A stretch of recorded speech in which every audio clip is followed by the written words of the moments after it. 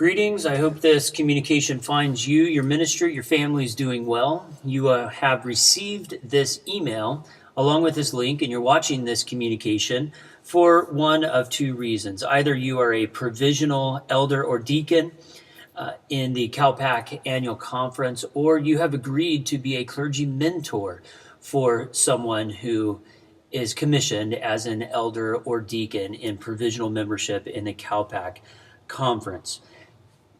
This is our training component for this mentoring relationship. Now, in years past, let me say that we have done this training face-to-face in a very different way. On 2 different days throughout the annual conference on the mainland, we have hosted training events where we've asked you to drive. Some people have had to drive significant distance to those events. And then we've spent somewhere between 3 and 4 hours digesting this information together. And really, we have not had a whole lot of contact with folks who are in this kind of relationship in the Hawaii district. This year, we're trying to do something different and trying to do something better. We're trying to use the technology that we have. We're trying to show you the resources and where to find them. We actually believe that this is a pretty simple process. And so if you know where the resources are and you know who you can call to get your questions answered, then we could do this training in 5-10 minutes and some conversation that you have with your mentor or mentee. And we don't need to take a day of your time driving around and sitting in a room digesting this information. So we hope this is better for you in terms of time and location. But at the same time gets you the information that you need in order to have a successful mentoring information.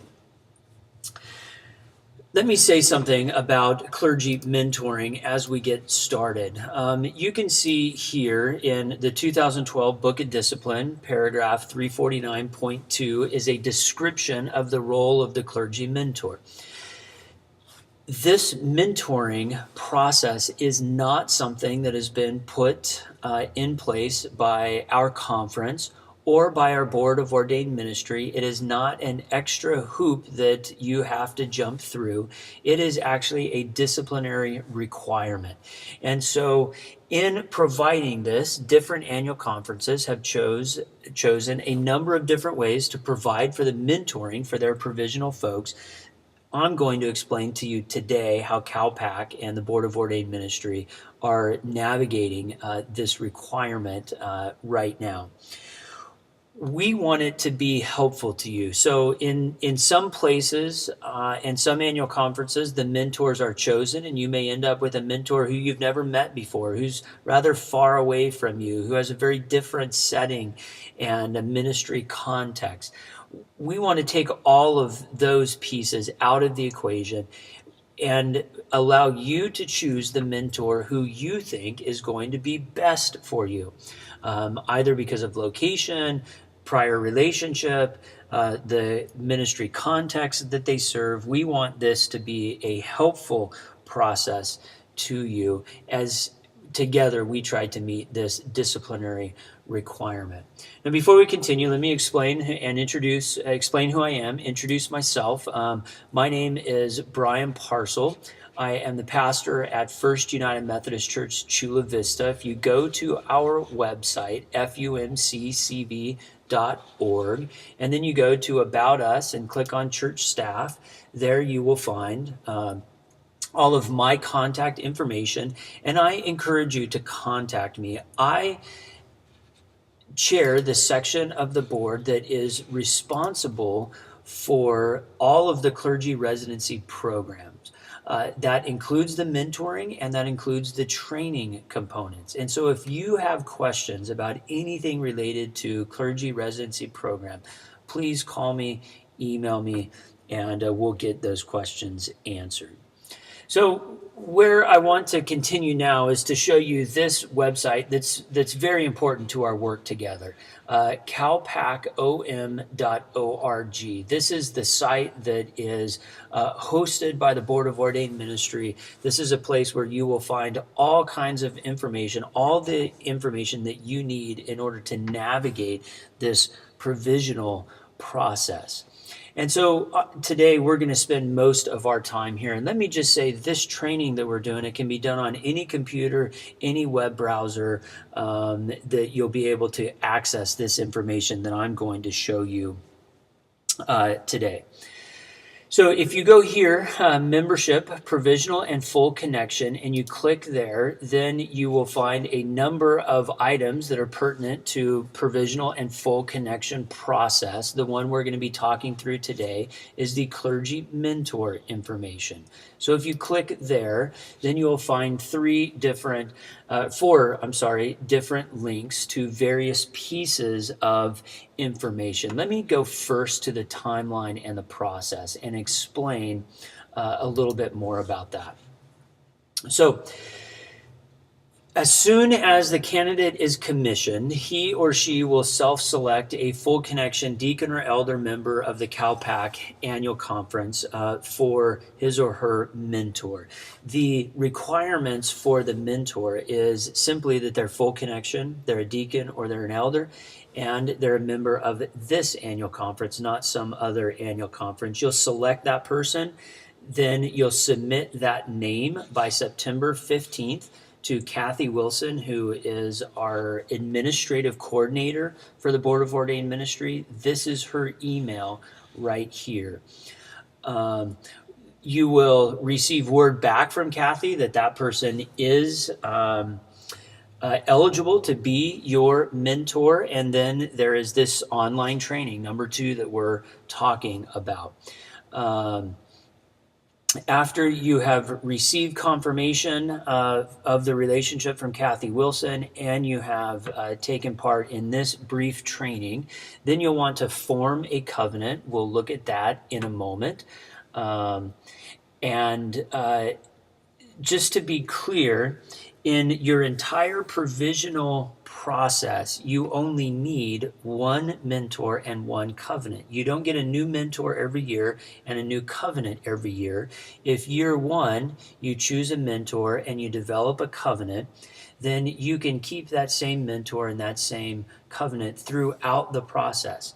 The only time in which you would develop a new covenant is if, for whatever reason, you had to receive a new mentor, then you would obviously develop a new covenant with that new mentor. Or if your existing mentor, you and that mentor change your agreement and what your process is going to be, then you would want to develop a new covenant. The covenant is due by November 1st, again, emailed to Kathy Wilson at this email here. Once the agreement, the covenant is approved and you get confirmation of that from Kathy, then we would ask that you meet at least 3 times during the annual conference year, each year that you are a provisional member. Also, each year that you are a provisional member, even on the year that you are going to be ordained, you are responsible for submitting a report on June 1st, and we'll look a little bit more at this report in a moment. A report on June 1st is due, again, by email to Kathy Wilson at this email address here. So let's take a moment and look at developing the covenant agreement. So if you go to this clergy mentoring manual, which was developed for use by the General Board of Higher Education and Ministry for all the conferences, and you go to page 15 and 16, forming a covenant sample commitment statement. I'm just going to scroll down to those pages here.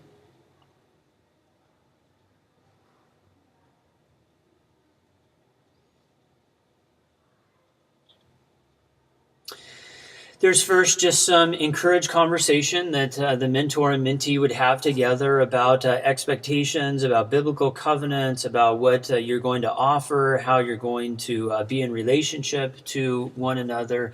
There's some basic issues of covenant formation on trusting and honoring boundaries, sharing of one another.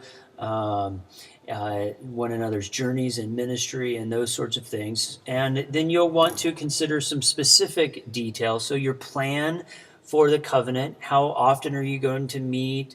How long are the meetings going to be? What sort of preparation are we going to do for the meetings? Confidentiality, learning goals, all of these sorts of things that go into any covenant that we are a part of. And then you will come up with a commitment statement and a covenant. So here's a sample for you in this resource. And simply what you do is you'll develop a statement that says this is what our covenant is going to consist of. Here's some bullet points that show what we're going to do.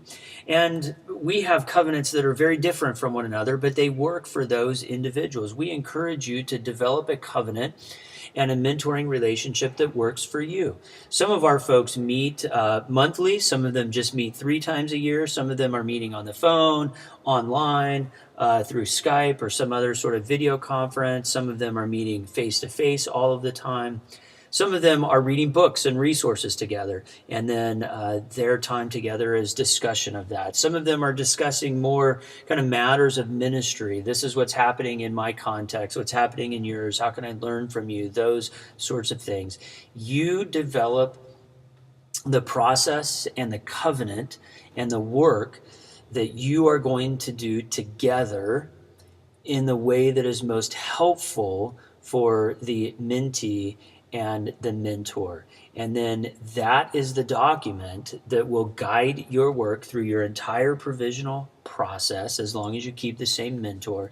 That is the document that if you do not have a covenant agreement in place right now with your existing mentor, that document is due November 1st to Kathy Wilson. And so that's a little bit about developing the covenant. Also, you will see here that there is an annual report that is due. June 1st of each year, this annual report should be turned in. And let me walk through that report. First, it is descriptive. It is non-evaluative. So sometimes there's concerns from our provisional folks that if they're sharing with their mentor about some of their, for example, challenges in ministry, that then those are going to get reported to the Board of Ordained Ministry. And that is not true. The board, the folks who are making decisions about full connection do not have access to these reports. All they have access to is whether you have turned in the report stating that you have done the disciplinary work of a provisional member. They don't have access to the content of the work. At the same time, we don't want the mentor to write a report that is evaluative. For the mentors, you're not evaluating, you're not a supervisor. You're a mentor that is helping them navigate this system and navigate the beginning years of this kind of ministry. And so the way the report's going to happen is the mentee will write a first draft and share that with the mentor. There will be some amendments that are made that pass back and forth. You can see 5, 6, and 7 here, 5 and 6. That if there's some disagreement, there's a process for disagreement between the mentor and mentee. We don't run into that often. Most often what happens is there's some agreement about this is what we did, this is how it was helpful, this is the progress that a self-evaluation of the mentee makes. Once both mentor and mentee are in agreement with that report, they're going to sign it, and then an electronic copy with both signatures needs to be sent to Kathy Wilson again at this email. That report is due June 1st of every year, not just a year you're being ordained. So June 1st of every year that you have been provisional, you will turn in one of these reports. And that simply allows us to assure that you are meeting the disciplinary requirements of being a provisional member. So again, on to this webpage where Clergy Mentor for Provisional Members, you have the manual there. You have the role of the clergy mentor, which is what we looked at first, this disciplinary requirement. You have the annual report, which is what we just looked at. You also have the timeline and process, which describes everything that I've gone over in this short video today. From here, if you have questions, we want to be able to answer your questions. And the process that we're going to use is a conference call over in the next couple weeks. And so you can see there's 2 dates, October 16 and 17, 2-hour time blocks. And so you have a 4-hour time block where if you're a mentor or you're a mentee or both together, sitting in the same room or separate rooms, you have questions about this process, then what we have done is we have set up a conference call. You'll simply dial this number. Once you hear the recorded voice pick up, then you would key in this participant access code, and you'll be added to the conference call. And at that point, your question will be taken in the order that it was received. If you do not have questions and the process is clear to you, there is no need to call into the conference call. We hope that this has been helpful to you. If there are no questions, then we would encourage you to proceed in conversation as a mentor, as a mentee, developing that covenant agreement so that you can make that November 1st deadline. And more so, we hope that this relationship is enriching to both of you. We are in prayer for those of you who are provisional members. We pray for good times of reflection and growth in your person, in your family, in your ministry because of this mentoring requirement.